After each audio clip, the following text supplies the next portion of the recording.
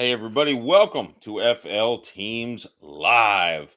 We're in the Elite Eight of the National Football League in the playoffs here in the second round. We're gonna run over the Florida team results. All three Florida teams made the playoffs. So there's something. One game over 500 combined, so that's something else. But uh, now they're at 500 combined if you include their playoffs.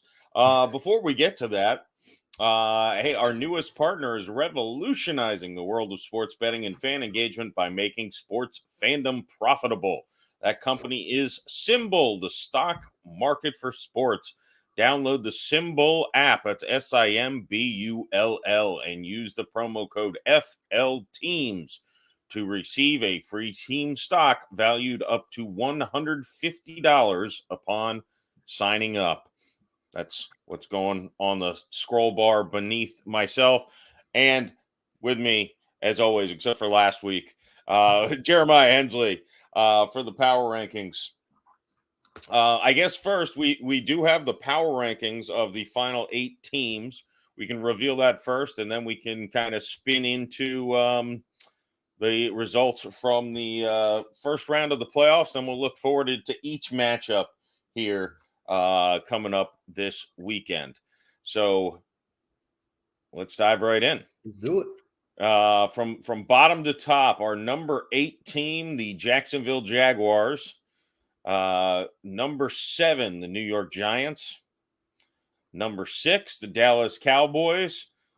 I think every ballot had those 3 on the bottom. I'll just start with saying that. Number 5, the San Francisco 49ers. Did not get that low on any ballot, but still finished in the number 5 spot. Number 4, the Cincinnati Bengals. Number 3, the Philadelphia Eagles. Number 2, the Buffalo Bills, which means our new number 1 heading into the this round of the playoffs is the Kansas City Chiefs. And frankly, I'll come forth and say it. It was my fault. I ranked the Chiefs number 1 and the Bills number 2. I flip-flopped for the first time all season. And part of it, not all of it, but part of it was some of the things I saw in the Bills game against the Miami Dolphins. So why don't we start there? The Bills jumped out to a real big early lead, and it looked like it was going to be a blowout.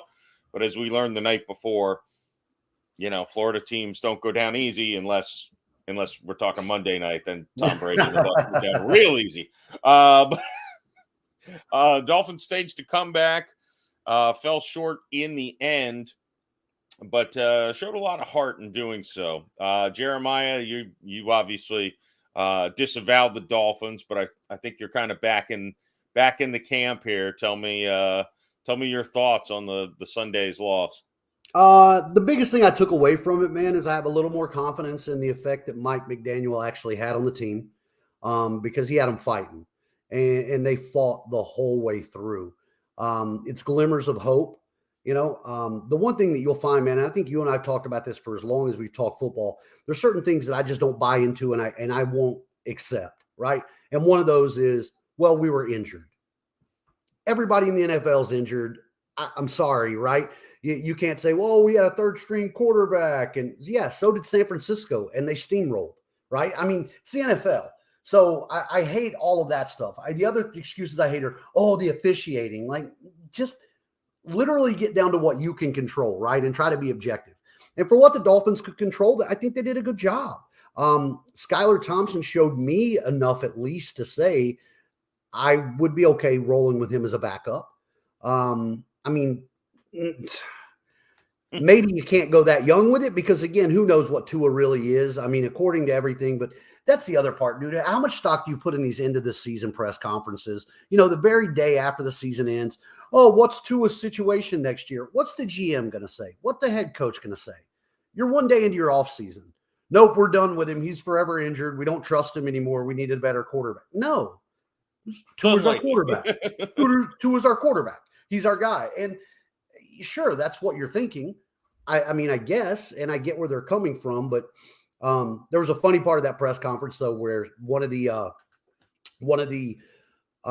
reporters asked about the continuation of concussion, right? That, we know from reports that once you get a concussion, it's easier to get another concussion and so on and so forth. And Chris Greer was so defiant, but he was like stupidly defiant in like that he wouldn't flat out say it, but he was like, well, from the information we got, that's just not true. It's not true at all. And, that's not a true statement. I mean, from the doctors and what they're telling us. And McDaniel kind of jumped in quickly underneath it. It was like, with this player in particular, what they're telling us is but look, you're a team that's worried about your future. The Dolphins are strapped for cap space, huge. Cutting Byron Jones will be a big piece of that. We got no draft choices really coming up. So you're a team that's built to win now. Outside of making a huge quarterback splash, I don't know. I'm more excited about what I saw from Sealer and Wilkins on a big stage and them lining up and playing the way that they did. The Dolphins defense coming through the way that it did, and just the heart that they never stopped. And we're going to break down some games later, but I saw the Bills play 3 times against the Dolphins this year. It's hard to beat any team 3 times in the same season, right? And Miami had them on the first one, but they played them close. And I saw a lot in that game that still tells me that Buffalo's flawed. I mean, I see more flaws in Buffalo than I did before. Yeah, I think the biggest thing that stands out to me consistently with the Bills is Josh Allen is maybe the most talented quarterback in the league. Maybe.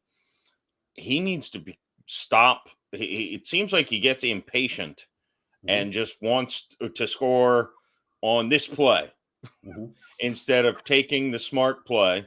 He seems to sometimes get a little over aggressive. It's a little bit like Brett Favre in him, hell, Patrick Mahomes had this.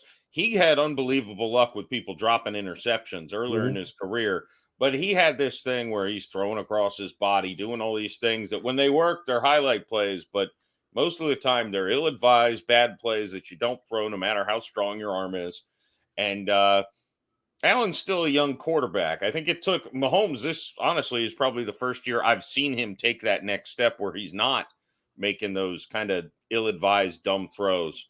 I haven't watched every second of every Chiefs game, but it seems like he's massively improved in that regard. Josh Allen hasn't quite learned the lesson. And look, the margin for error with these teams. We'll talk about the Bills more, but look, the Dolphins. Yeah, it was a valiant effort. I don't know how they don't get a 4th and inches play call in time. That might have been the worst thing I saw all weekend, frankly. But it was routine too, man, and that's the part is like it wasn't just that. There were multiple delay of game penalties, wasting timeouts. Not being prepared. I put that on a new coaching staff, not being in that situation. But yeah, I mean, just the clock management was really poor. But all in all, this Dolphins team's not got a lot of people that are set to be free agents that are crushing, right? I mean, we're definitely not going to pay Gesicki what we paid him this year, whether he comes back or he doesn't. Yeah, I mean, he's probably gone. And then your running backs were all working on 1-year deals, basically, from Ahmed to Mostert to Wilson. But the running back core is in free agent. You've got people who can plug that in. My thoughts that Tom Brady would be a Dolphin next year died on Monday, because I think Monday was that true, like, it was the nail in the coffin, right? I mean, I think that was kind of it, because I think maybe all of us had that idea. Then maybe that transitions into Tampa, that they were just going to flip it on. It was just going to happen. It was going to come to play. I didn't think they were going to flip it on, but I stupidly all year, you every week I've said how terrible the Bucs are. They're not a good team. Tom Brady slipped off his game. The O-line's not good. The running game sucks. The receivers are not. Mike Evans looks like outside of that game against Carolina, where Henderson seemed to, be maybe greasing his pockets to let him run 15 yards wide open down the field.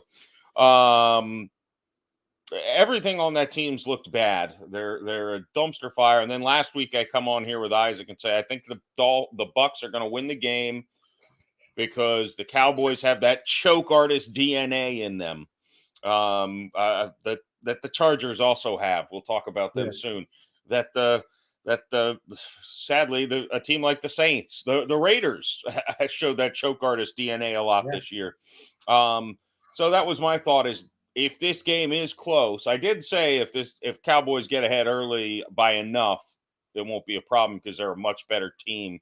But if it was close, which it wasn't, the Cowboys would choke it away and the Bucs would win. I don't know why I went soft on the Bucs last week. Goodbye, Tom Brady. He's no longer Florida's problem. Maybe he's definitely not going to Jacksonville. He's definitely not staying in Tampa. I think it would be ill-advised for Miami to go after him. I think, frankly, if you want a backup behind Tua, I know this is going to sound absolutely insane, but I'd rather, from a Dolphins perspective, go after a cannon-armed guy like Jameis Winston with those speedy receivers. And if Tua can't go, you've got a guy that your offense can just be, hey, we're just bombing it out and whatever happens, happens. Brady, I mean, first of all, if Tua is good to go, what is if you're basically giving up on him if you're going to a 1-year rental and old man Brady? You know, I don't know. The ideal stopgap, and I think it might be a possibility in that backup spot, is Baker Mayfield.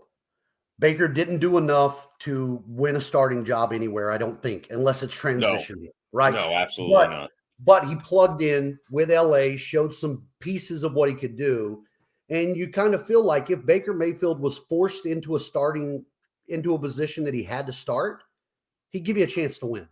You could do worse as a backup, but yeah, I think he cost himself a potential chance to start in the last week in overtime against Seattle. He had, I think it was Jefferson running wide open. He was late on the throw. He was short on the throw. Picked off, and it's like that. That to me, it's like that's all his flaws in one popping out on that play. And everyone was watching because we were all hoping the Lions would have a chance to make the playoffs over the stumbling Seahawks, who put forth a nice effort in the first half, which I expect. Pete Carroll's a tremendous coach, but Future's anyway, bright in Seattle too. Future's bright in Seattle. Kenneth Walker is just a stud. And they've got a lot of rookie Metcalf, Lockett, and Walker are three really good tools. Yeah, and they got a good DB in the draft. I mean, they still need to figure out quarterback. Gino's a free agent, so even if they have to re-sign him at least if they want to, keep him. And who knows how much longer Pete Carroll. I mean, he hasn't retired yet, so I assume he's probably not going to at this point. But who knows how much longer? I feel like he's one of those guys. When he retires, they're probably going to enter a rough stage. But we'll see. Let's talk about the only winner in Florida. Jacksonville Jaguars. This is one of those games, man. There's been a lot of huge comebacks / collapses this year. And this was in the playoffs. So I think this trumps all of them, frankly. 27-0 deficit to the Chargers, who I just mentioned when talking about the Cowboys. The Chargers have that choke artist DNA in them. And Doug Peterson, said going in or coming out of halftime something to Melissa Stark. He said, hey, this is our season. We got to come back. We don't have a choice, or something to that effect. And I'm smart enough to know coaches don't give halftime pep talks in the NFL. They got 12 minutes. They don't do anything. They go in and pee and warm up or cool down or whatever they have to do, and they go back out on the field to warm up. But that attitude these young kids believe. And look, the Jaguars, they'd won 6 in a row to finish out the season. They'd won 5 in a row to finish out the season. Now they've won 6 in a row, going into Kansas City. But yeah, just the comeback. I mentioned with Isaac, Trevor Lawrence, ETN, all these guys, they've played under the big lights before in college. But national championship game in college is probably as big as the first round of the NFL playoffs. So, Right. I don't think the stage was too big. Although in the first half, it certainly looked like it was for Lawrence, especially. But, Mhm. The they kid, he didn't. doesn't lose on Saturdays, man. He doesn't lose Yeah, on Saturday. there you go. And they're playing KC on Saturday. On You don't think the Saturday. NFL put that together for that reason, huh? Yeah, and that's a perfect segue. Our number 1 team hosts the number 8 team in the power rankings. And I'll be honest, part of my reasoning for putting the Chiefs 1 and the Bills 2 on my personal ballot, and I guess that's how they came out. So if I'd flip-flopped them based on points, the Bills would have been 1, the Chiefs would have been 2. Is because of their opponent. The Bills face the Bengals. The Chiefs face the Jaguars. I think the Chiefs have a much greater chance. They're 8.5-point favorites, by the way, to move to the next round than the other 2 AFC teams that I considered for the top spot. I'll say this, though. Talking about win streaks, Jacksonville's won 6 straight. They go play KC, who's won 5 straight. Our next matchup in the AFC, we'll talk about more later, but the Bills have won 8 and the Bengals have won 9 straight. These teams haven't lost in a month and a half. Yeah. Obviously, for 2 teams, that's going to change over the weekend. But this is our kickoff to football Saturday at 4:30. Jags at Chiefs. I guess my big question for you is, do the Jags have a chance to defeat a very polished, experienced, well-rested Kansas City team? Yeah. And I think part of that comes down to, maybe you don't see it as much in football as you do in baseball, but sometimes that week off's not a good thing, right? Sometimes that week off is not a good thing. And Jacksonville's been playing playoff games for a month, really, right? I mean, Jacksonville had to win the last game of the season to get in. They had to win the ones before that to have a chance. So this is a team that's been playing in must-win games. And they're coached by a coach who's took an improbable team and made a playoff run before, so he's done it. And there's enough young talent on that team that they just don't know any better. I don't think they're going to be nervous or scared or any of that stuff. I mean, to see what Trevor Lawrence did in the second half is mind-blowing when you consider a young quarterback, right? Your first playoff appearance, 4 interceptions. I mean, you're just giving the ball away. Your team is completely destroyed, and you still have enough trust, faith, confidence, and cockiness to come back out and keep doing what you were doing again and again and again. And the Jags' defense is getting better. Travis Etienne is making me eat every word I ever said about him. I said he couldn't run between the tackles. He can run between the tackles. He's doing a hell of a job. Evan Ingram, we knew had talent. You see a lot of young guys on the Jags who are starting to believe in themselves. And when you see a young team coached by a coach who's proven the ability to get that out of teams and being led by guys that way, there's always a puncher's chance.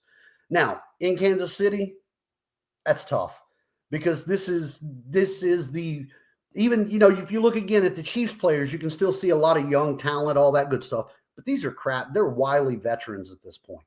I mean, they know the playoffs. They've got a routine. Andy Reid feels like he's lived in the playoffs every year he's ever coached, right? It's going to be an uphill battle, but I think Jacksonville can keep it close. And in this, dude, in playoff football, you mentioned it, the margin for error is so small that I think in the fourth quarter they'll have a chance.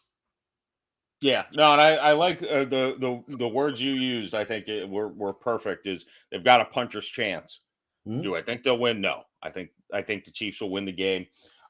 Most teams, I would absolutely agree with you on the bye week. Could be a bit of a concern.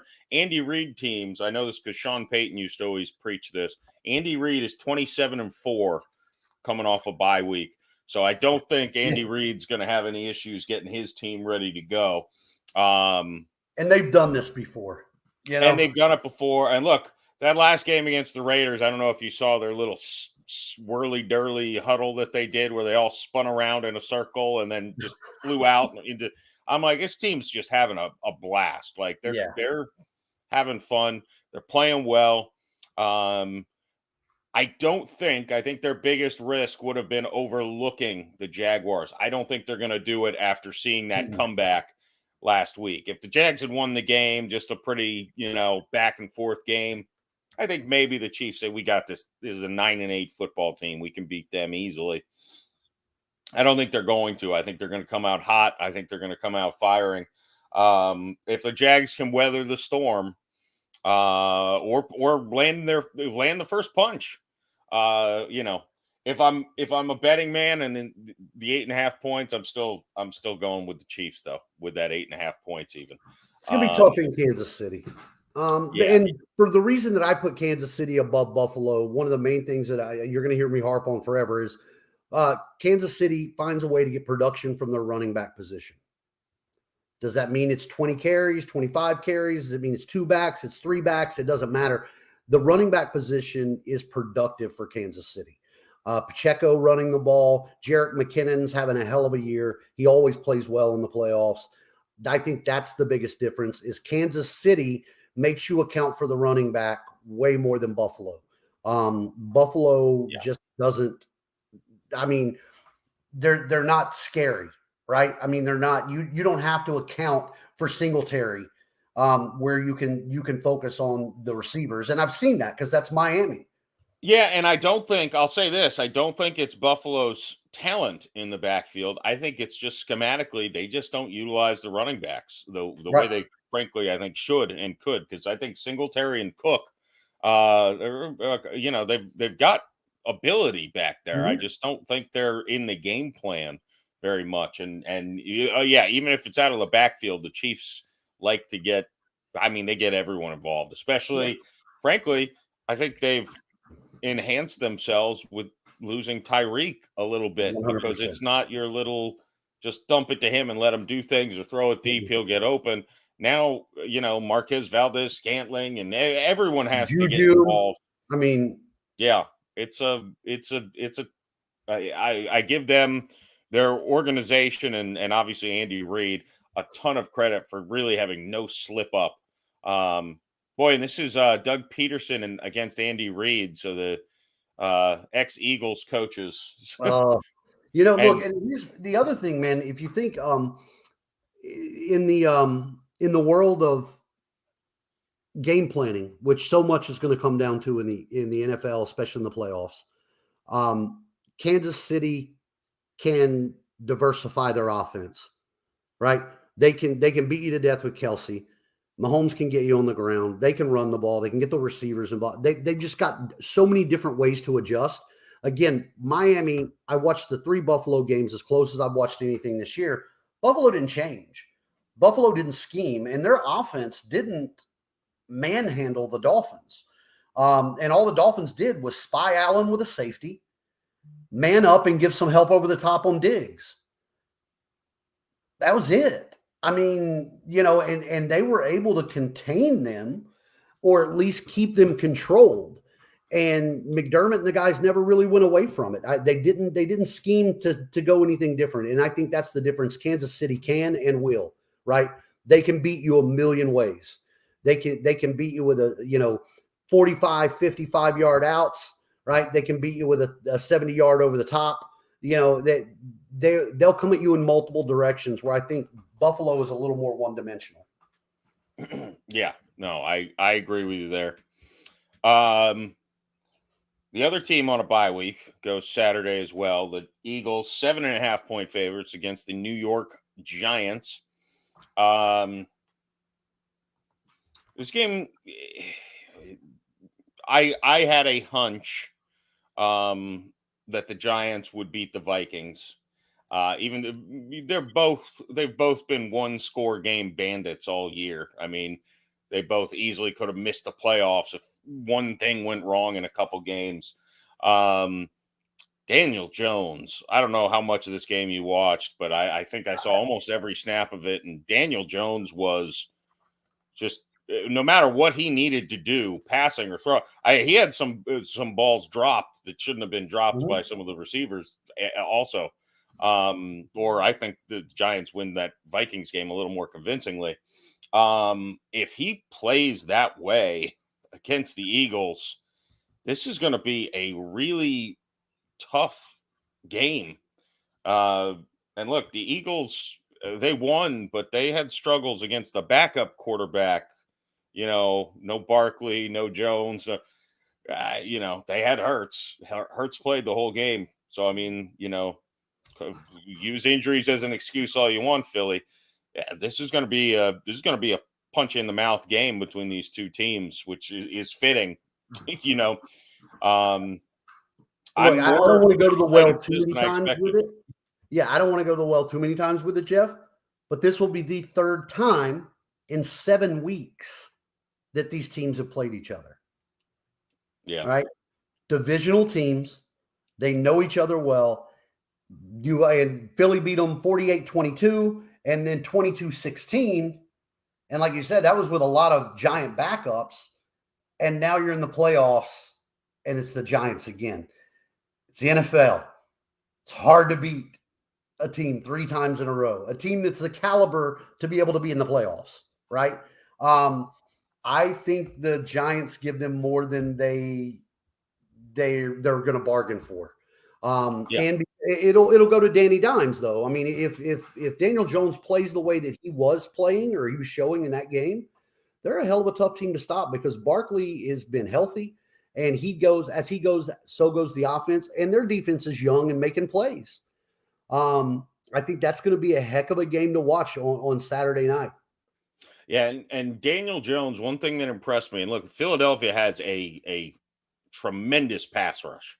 Mm-hmm. Daniel Jones, the way he played quarterback, especially in the first half against the Vikings, was first read's not there, I'm running. And I feel like that's a good quarterback style for this defense because you're not going to have time to look through all your progressions with Philly's pass rush. You're just not. You're No. going to have to get it out quick or take off. And you know, uh, I'm curious. The other factor in it is the arm and the shoulder health of Hurts twofold.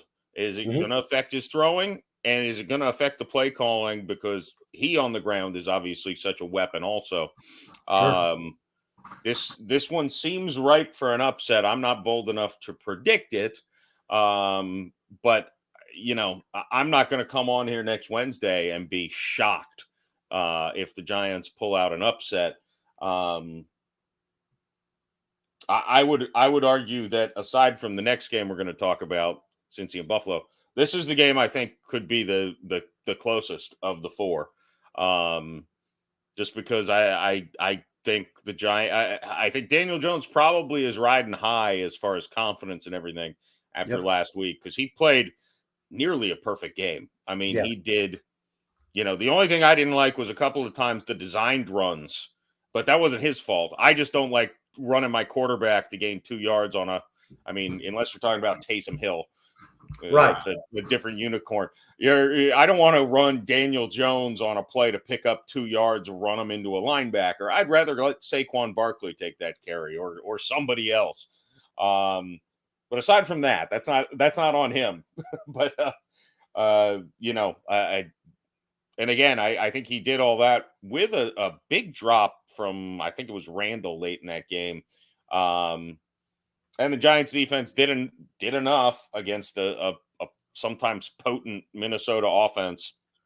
Yeah, man. Minnesota, it's one of those. It's kind of like we said with the Chargers earlier. Yeah. At some point, when do you just stop accepting mediocrity? I don't know. I mean, Kirk Cousins, I think you have seen the cap of what Kirk Cousins gives you.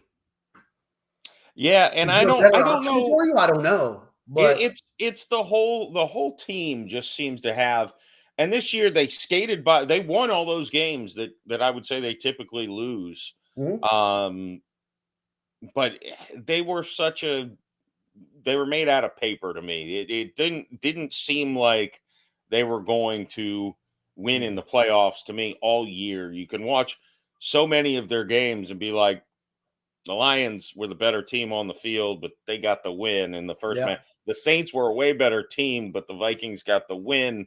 This team was so much better, but the Vikings got the win.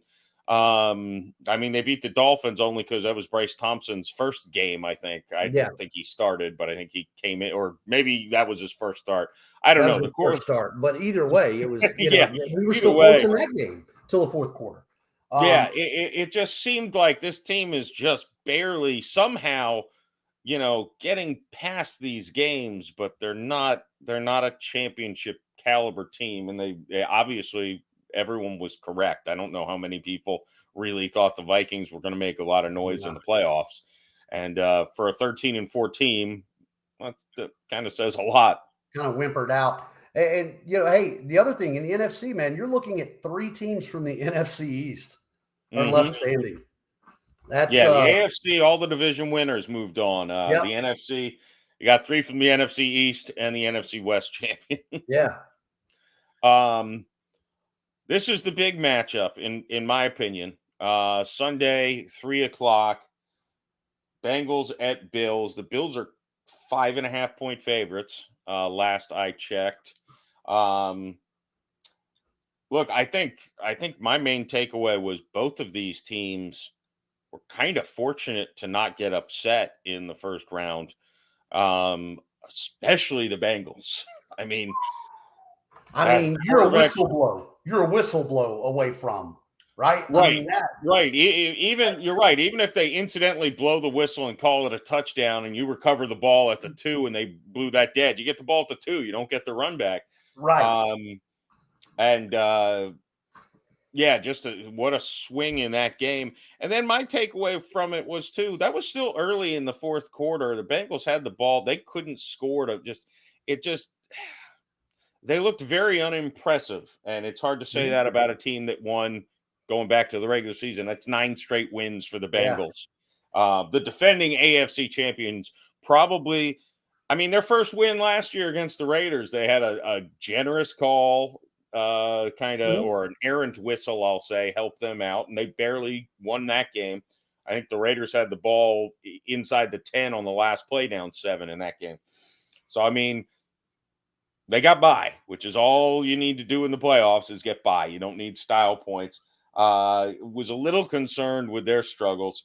The Bills, obviously, my biggest thing in that game was, first of all, I was watching that game with a Dolphins fan when Dawson Knox dropped what should have made it 21-0.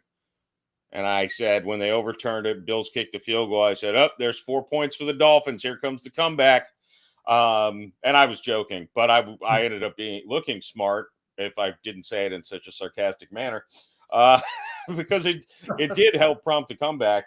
The Bills, seem to get in their own way sometimes. And again, that Dawson Knox should have caught that ball and not let it hit the ground. No ifs, ands, or buts about it. It should have been 21-0. And by the way, I don't think the Dolphins come back in that scenario. I think they score some points, but I don't think they ever take the lead. I don't think they're as close at the end. Just self-inflicted things. And it goes to your margin of error, right? Because as a flip of that, 3rd and 15 for the Dolphins inside their own 20. And instead of just running a draw or something, McDaniel tries to get it all back and Skylar Thompson gets picked off. Yeah. While you got the lead. You're playing field position. You just hand the ball off there, go 4 yards, punt it away, and let your defense do their job. Who knows what happens? Yeah, but unforced that errors. That one call flips it. The scary thing for Cincinnati is this: Baltimore's got a good defense, but 4 sacks. Baltimore got to Joe Burrow 4 times. The offensive line, a lot of money on that offensive line, man. And they're in shambles. Last year. They're in shambles. That's a position where I do sympathize with injuries. If it's one position, 2 positions, usually, you got to have depth. You got to be able to manage it. I want to say they were without 3 or 4 of their starters on that offensive line. That, you don't have a 9th offensive lineman on any team in the NFL. You can just pop in and say, go ahead and, next man up. Again, the talent's just not there. Yeah, Dolphins fought that way too. And where that really comes back to bite you in the ass, Jeff, is when you go on the road. We saw that. A lot of that false start or delay of games even. That's communication at the line of scrimmage with a group of people who aren't used to playing together. You got a tackle in the guard spot, the left tackle on the right tackle spot. I mean, you're shuffling around and you center. When you have that and you're on the road in an environment that gets loud and you're dealing with everything else, that affects everything. So that would be my concern. Buffalo's got a decent front seven and can make some plays. Cincinnati, boy, just how this could be different. And again, we all know and we say it, and thank God Hamlin's okay, and that's all great. But boy, if you're Cincinnati, you got to be sitting a little bit salty right now, right? That you're not. This that game you're not could be in Cincinnati, right? That you could be sitting at home playing this game, and that's a big difference. I mean, it's a big, big difference, especially with the offensive line injuries, with everything else that comes together. It's a big difference. So. Buffalo, it's going to be a good game. It's going to be a good game. I don't know. That's a tough one for me, man, because Cincinnati has been that kind of team that, as you said, yeah, they won 9 in a row, but have they? Again, maybe I checked out because I was riding my Dolphins roller coaster. Were they that impressive? Some games, so not always. I know they blew out some teams like the Falcons, the Browns. They had some explosive moments. They won a lot of close ones. They haven't looked as good as maybe what we thought they might look after last year's playoff run. But the end result, they've won that many games in a row. They're doing it. They're doing something. And I do think this is a game where I do think it's going to be the last possession of the game is going to matter. That could be, who gets it. I don't know. Who's more likely? Here's the thing. I'm going to pick Buffalo to win the game. I put Buffalo 2 and Cincinnati 3 in my power rankings. Mm-hmm. So I last week they were 1 and 2 in my power rankings. I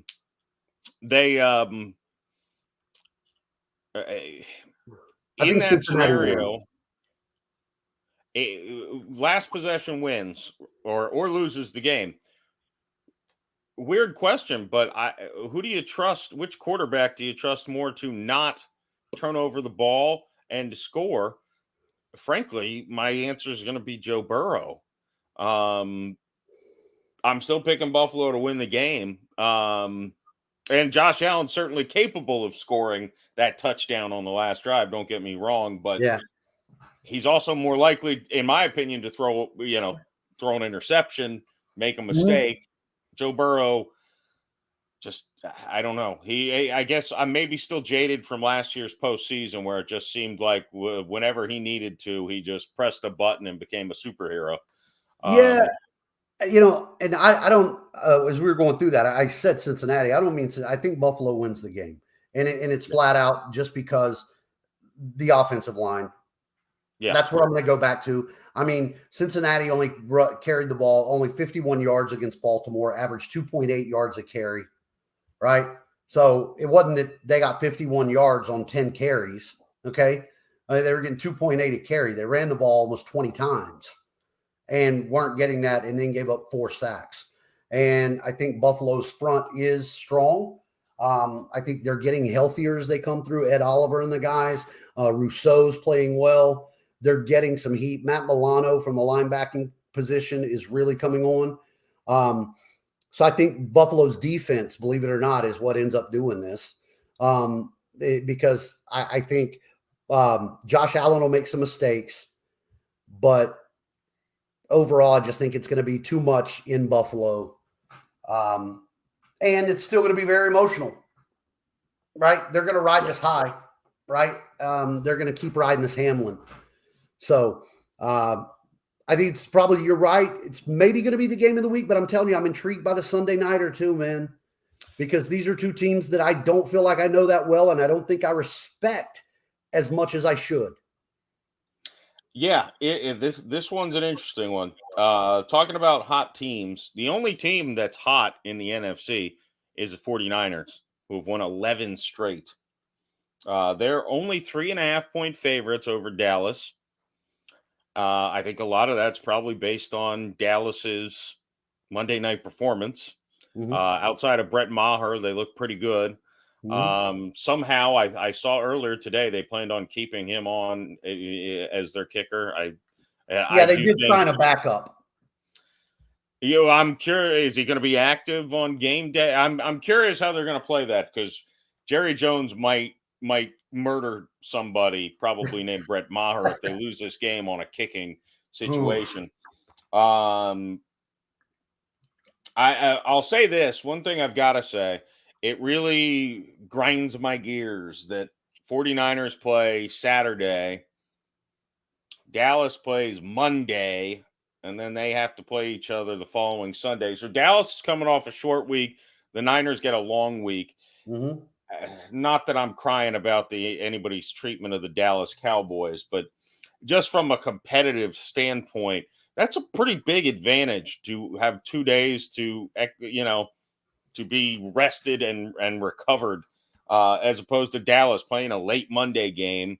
Yep. Look, a Monday night game during the regular season and playing on Sunday is not ideal. I mean, they do it with one day Sure. less rest, but now you're also playing a team that's got the extra day. I Hmm. hate that the NFL did that, although I understand they wanted a Monday night game. It is what it is. Um, I think this would have been the game that I said beforehand was, in my opinion, and this is, by the way, the closest game according to Vegas. Closest line is this game, only 3.5 points. Um, I would have said this would be the biggest blowout by far, except for what I saw from Monday from Dallas. I mean, if Dak Prescott can, it seems like every game he's played since he's come back, he throws 2 picks. If he cannot throw interceptions, Right. Dallas, they might have a chance. And I don't know, does Purdy ever look like a rookie? Uh, Shanahan designed that offense so well to shield him from having to make really bad decisions. Look, Um, I was talking to a 49er fan today, and we were discussing that with coaching openings and things like that. Um, the system, right? This system does not require a quarterback to play out of their mind at no, all. I mean, Jimmy Garoppolo has had just a career resurgence in the sense of playing within this offense, making Garoppolo look like a passable, serviceable quarterback, which I have a feeling that if he ever leaves San Francisco, we're going to find out he's not. But, you know, they just, San Francisco is so well coached, man, because any other situation, Seattle took a couple of big swings at them in the first half. And the difference was they were punched out, and it was a sprint versus a marathon. San yeah, Francisco did not change who they were, what they were doing, what the game plan was. And by the middle of the third quarter, they just overwhelmed them. And they've been doing that to teams all year. The defense in San Francisco is phenomenal, phenomenal on all levels. Every level is solid. yeah, Offensively, you've got the running back with McCaffrey becomes that X factor of a playmaker at that running back position that can do that. And then you put in the skill positions, Kittle coming into being the Kittle of old. San Francisco, as much as I hate it, man, I've got to give them more respect and credit for where they are.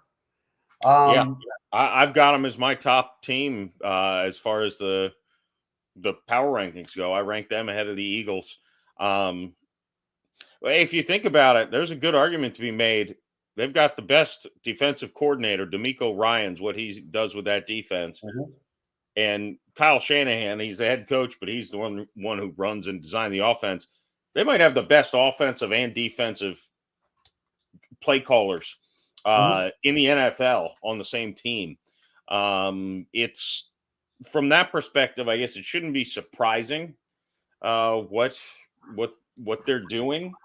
Um, my man, I hope for the NFC other teams' sake that somebody gets hires D'Amico Ryans as a head coach this I know. offseason.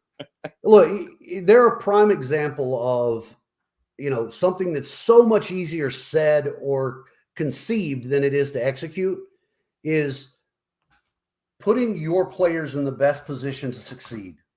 San Francisco does not ask anybody to step out of who they are, right? You don't have to mold yourself to fit San Francisco's scheme. San Francisco molds its scheme to fit your skill, right? It's accentuate the positive, take away the negative. And San Francisco constantly just asked people, very much in the old New England Patriots style way of, I'm going to find what you do really well, and I'm not going to ask you to do anything other than that, right? I don't need you to be a 5-tool player. Just be really good at 3, right? Yeah. If you're just really good at 3, I ain't going to ask you to do 4 and 5. Just do those 3. And they do that so well that it stays contained, that if you keep putting people in that situation, inevitably they will consistently produce, as opposed to your sporadic ups and downs. I mean, so I think they're just an overwhelming machine. But Dallas, if you look top to bottom on a roster, Dallas is as talented as any team in the NFL.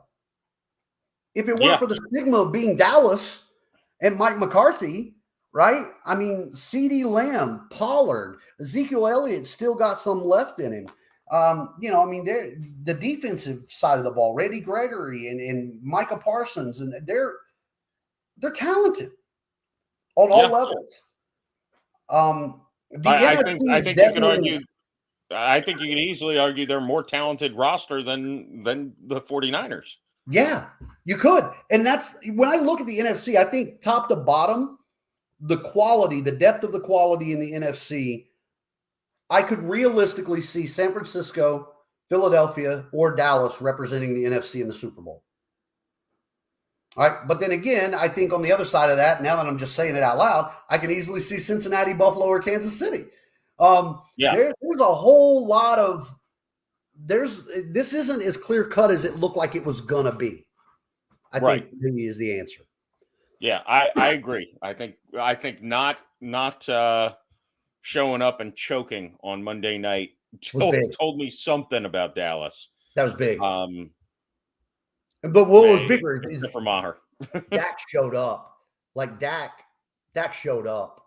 And that was the Dak that everybody was drooling over, a couple years back. And he's gonna have to play smart football, not turn this. I think this should end up being a lower scoring game. I don't think you're looking in the 30s for the winner of this game, personally. But Dak needs to make sure he's not giving the other team points, because I do think that was his biggest issue in the regular season. I'll tell you, I followed his stats well because I picked him up as my fantasy quarterback when he came back from his injury. And I swear every week it was 2 picks. It just seemed like clockwork. He was going to throw 2 interceptions every single week. He can't do that. He didn't do it against the Bucs. I still think San Francisco, something inside of me says Dallas is going to make a mistake late that ices this game away for San Francisco. And I'll tell you who my eyes are on in this, man. Tony Pollard. For people who maybe aren't in the know, and you see a guy who splits carries, if I look at next year's free agent running back cores, like who's coming out as a free agent running back next year, Tony Pollard is easily at the top of my board. And I'm saying that above Josh Jacobs. That's above a lot of, even Saquon Barkley. Tony Pollard is the guy. He's young. He has very little wear because they've been splitting time with him and Ezekiel Elliott. And that's going to have to change. I mean, last week's game, you have 15 carries for Pollard, 77 yards, 13 carries for Zeke, 27. Yeah. That's a big jump, right? If they lean on Pollard more in those 20 to 20, and Ezekiel Elliott has a way of finding the end zone, it's going to be a good game. I'm just going to keep picking against San Francisco because that's what I've done all year. And Yeah, they keep don't do proving what me I did wrong. last week with the Bucs. Right. They keep proving me wrong. So I'm just going to keep saying San Francisco is going to blow it. They're going to blow it. But they're probably, I mean, they're a really solid team. They're just well coached all the way around, all the coordinators, all the support staff. Yeah. Dude, this is a really solid weekend. Saturday's games are exciting in that you had, the Giants come up big. Daniel Jones make a big step. Barkley in the playoffs. You've got that kind of story, division rivals. You got Trevor Lawrence and the Jags. So it's sort of that up and comer swinging at the top. It's kind of cool. Yeah. And then you've got two heavyweight battles on Sunday. Yeah, that's exactly what it seems like. Saturday, the theme is, we're the number one seeds facing a young, hungry team. Yep. With a lot to prove. And Sunday's game is two teams that were supposed to be here, that are here now. Go at it. And look, this NFL season, if it's taught us nothing, man, it should have really taught us that more than ever before, any given Sunday has been the thread. So yeah. I can't think that everything's going chalk. Something's going to happen. Somebody next weekend is going to get beat that shouldn't be getting beat. Yeah, and that's why I think I'm picking all four favorites to win. So I know I'm going to be wrong. Yeah, somebody's got to take one to the chin. It's going to be interesting to see who does. Yeah. Well, one other thing we learned is don't turn off the game, no matter how much of a blowout it looks in the first half. Can I tell you what else I learned as a Dolphins fan? Playoffs are a lot more fun when you decide to invest a little less. Like literally, I felt more like I was watching the Dolphins 1-16 season on Sunday, the parts of the game that I watched. Literally I go in to take my kid to his baseball camp and their Dolphins are down 17-0. Come out at halftime and I'm like, holy wow, look at that. They made a little run, right? And it was watching with zero expectation of watching a team fight and go through it. It felt good. Yeah. I don't know. Well, I hope the Jacksonville fans and the Giants fans, for that matter, neither of these teams are supposed to make the playoffs, let alone win a game. Right. Enjoy it. You're playing with house money. Enjoy it. If you lose, you lose, but enjoy it. And if you win, boy, enjoy the hell out of it. Right. Because dude, and nothing's guaranteed in this. Cincinnati seems like that team all year that for whatever reason, at least through I think even our discussions, you've probably been higher on them than most everybody else through FL teams. But it's kind of been like, nah, they're not going to be back right? But they're right back where they were. And just quietly, and they've just done that job all the way through. The future's bright in the NFL, man. When you look around and see these quarterbacks that are coming out on Sunday, it's kind of nice to not see Aaron Rodgers. It's kind of nice to not see Tom Brady. It's kind of nice, to see some new names and faces from the Trevor Lawrences to the Jalen Hurts and the Daniel Jones. It's interesting to see how this is playing out. Yeah, I wonder, smarter people than us can research this. I guess it's probably not that hard, but I wonder if this is the youngest group of quarterbacks ever going in this round. Just out of all 8, I think, who's the oldest? Prescott? Yeah, Dak's the veteran of this group. Yeah, they're a young. I still consider him a young quarterback. He is. I mean he's what? He's less than 5 years in, isn't he? It might be his 5th. I feel like he's like 27, maybe 28. Right. Yeah. So when you look at it, I guess Dak or maybe Josh Allen. I don't know, but these are all quarterbacks these are the future's bright in the NFL, and a lot of playmakers. And what's really cool about each one of these teams is you can pick out 1 or 2 people on the roster, like I kind of did with Pollard, right? And then you look back at Buffalo, Dawson Knox, guys that throughout the regular season, or Gabe Davis, who did it last year's playoffs, and God knows again, that can step up and just make big time plays. And it's going to be interesting to see that and how that plays out. And these young kids who can be an X factor, because in the playoffs, man, it's not always your stars who win you the game. It's just the truth. Yeah. It is that third level guy. It is that role player piece. Cole Beasley played a hell of a big role for Buffalo last week. coming off a practice squad to be signed and made some huge third down catches.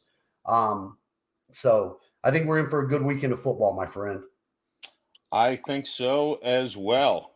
And we'll be back, maybe not with power rankings since we'll be down to 4 teams, but we'll be back next week to talk about these games and talk about the conference championship games we'll be looking at next week. Maybe Isaac can think of something fun for us to do. Calling you out, Isaac. All right. For Jeremiah Hensley, I'm Jeff Macolino. Signing off. We will see you next week here on FL Teams Live.